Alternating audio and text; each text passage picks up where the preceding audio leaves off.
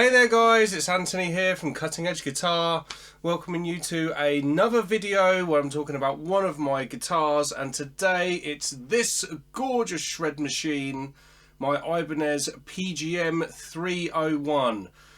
Really interesting guitar, loads to talk to you about with this instrument. For anyone who doesn't know, this is a signature model, okay? This is the Paul Gilbert signature model. I say there's been quite a number of those over the years. This is one that I had from, I can't even tell you when this was made. Actually, well, I can. It was 2007. The old Ibanez on the back of the headstock thing, they tell you what year they were made. So I think I was about 18 maybe when I picked this guitar up, and obviously I was in a massive Paul Gilbert phase, and it was one of them things, I just had to own this guitar. So let's talk a little bit about why this kind of guitar came about for me. So I've said in other videos maybe about the 550 or my two 550 that I bought. I'm a massive Ibanez freak, right? So I used to sit and look through the catalogues and just, you know, salivate over these guitars, thinking one day, which one of these am I going to buy? Which one am I going to own, etc. And I think way before I even knew who Paul Gilbert was, this guitar just caught my eye. I was just like, flipping heck, man, that is some sexy guitar. One day I want to own one of them.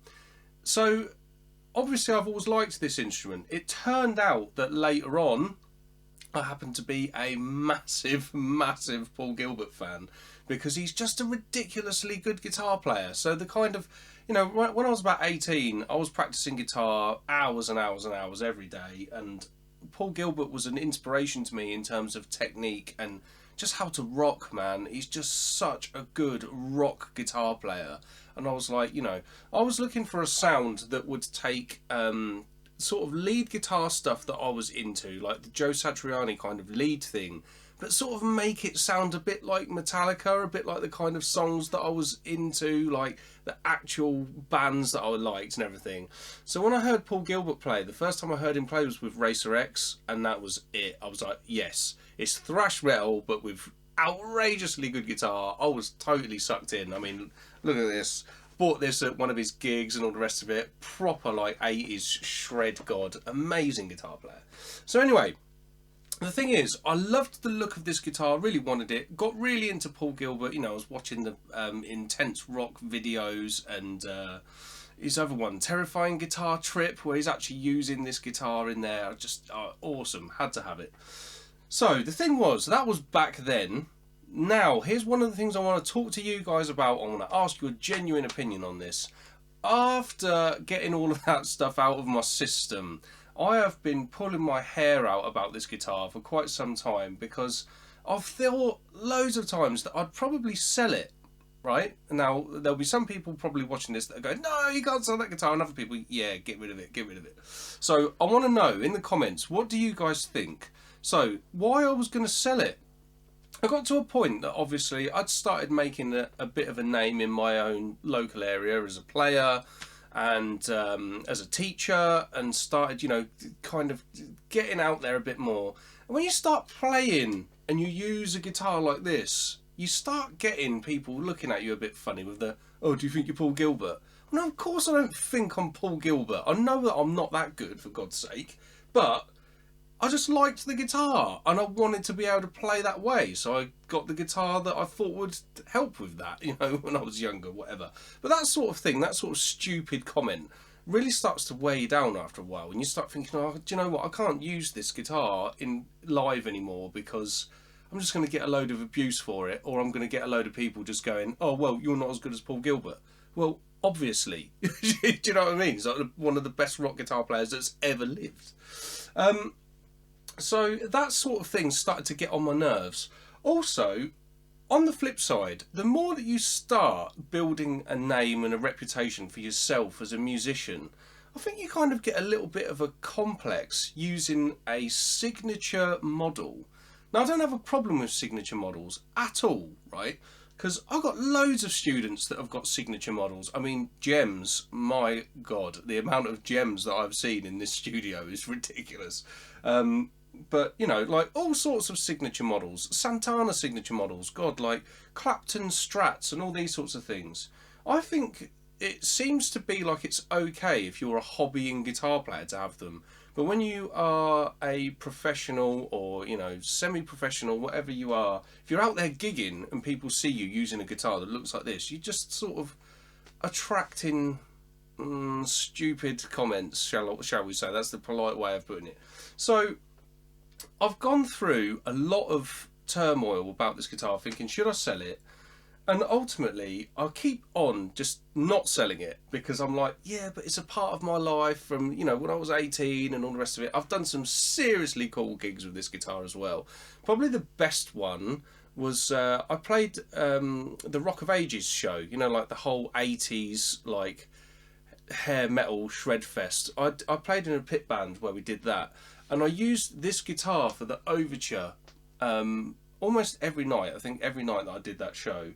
Because, you know, it's got the right look for that, and it just sounded great and all them sorts of things. But so yeah, there we go. You know, I think also when I bought this guitar, it's good for teaching on because it's so simple. I like the fact that there's no trem, there's no locking nut and all that stuff. If I've got a drop D student, bang, just straight into drop D. Now I know you can do that with any fixed bridge guitar.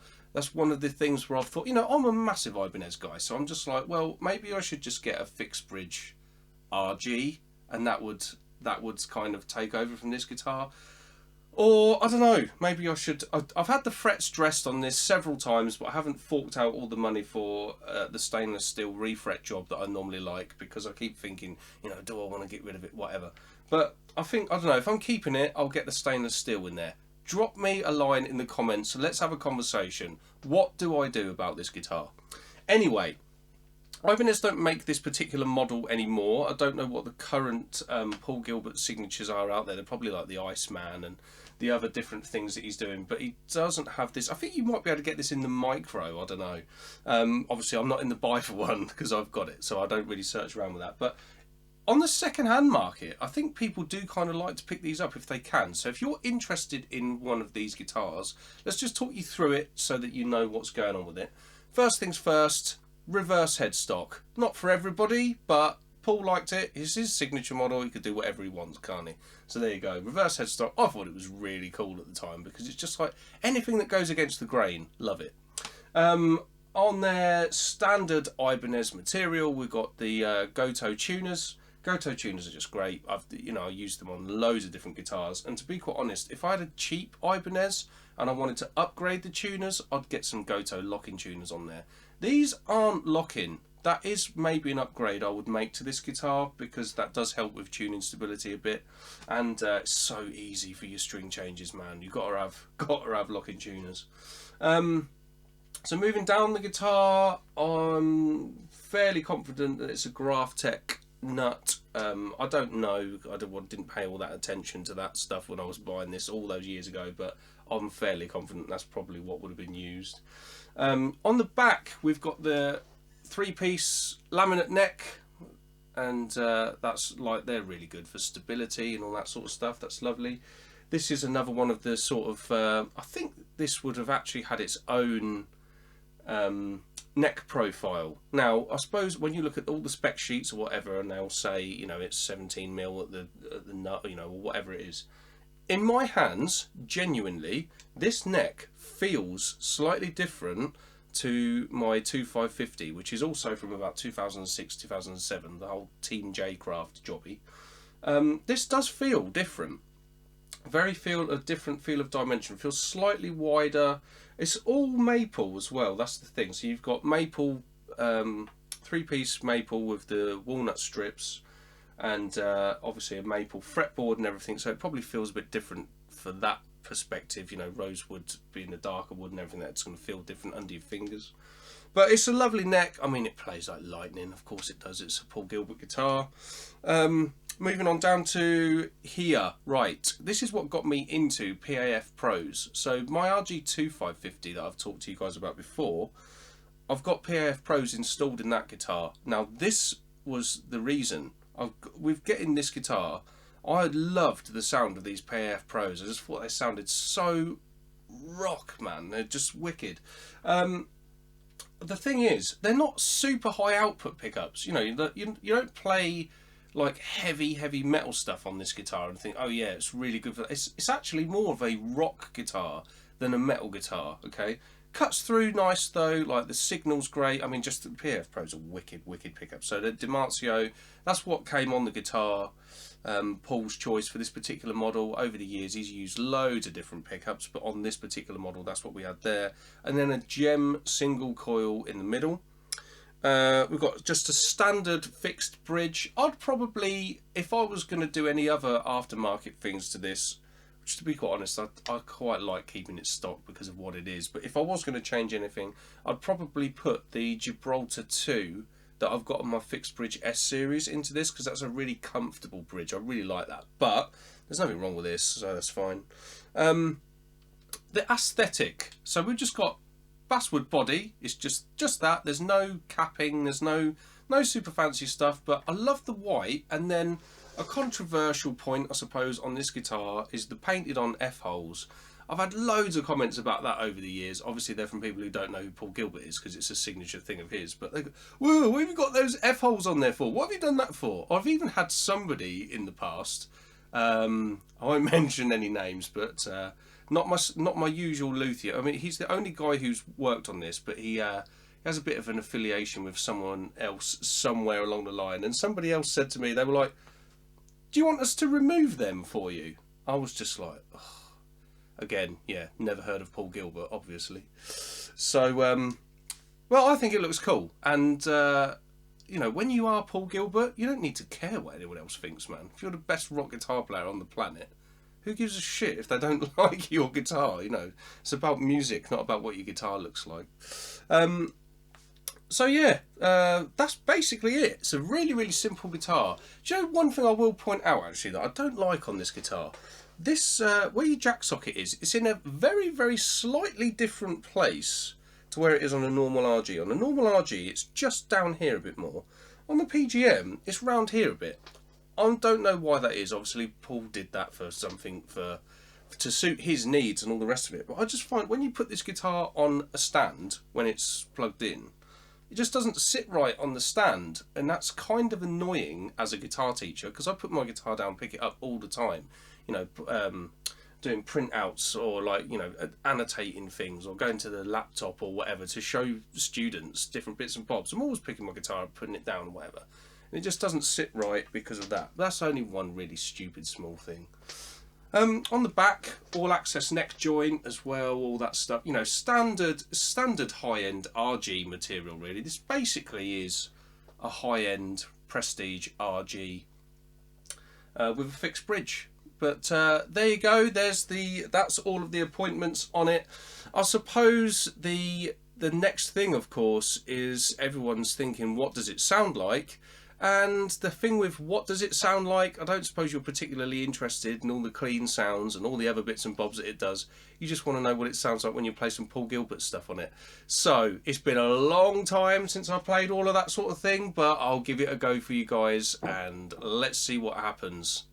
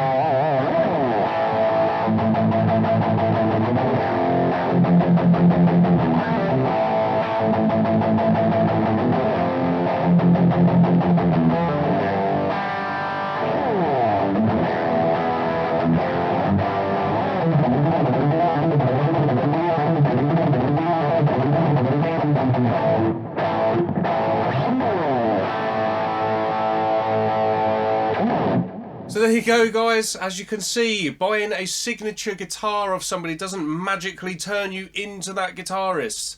As I say, it's been a long time. I mean, a bloody long time. I'm 32 now. Since I was practicing and playing all of those things. So, of course, like I would say to people as a teacher, if you're not practicing the things like that sort of stuff daily, you're going to lose it. So, of course, you know, back when I was 18, I was a lot better at these things than I am now. But, you know, focuses change. You know, I'm not trying to be a poor Gilbert clone anymore.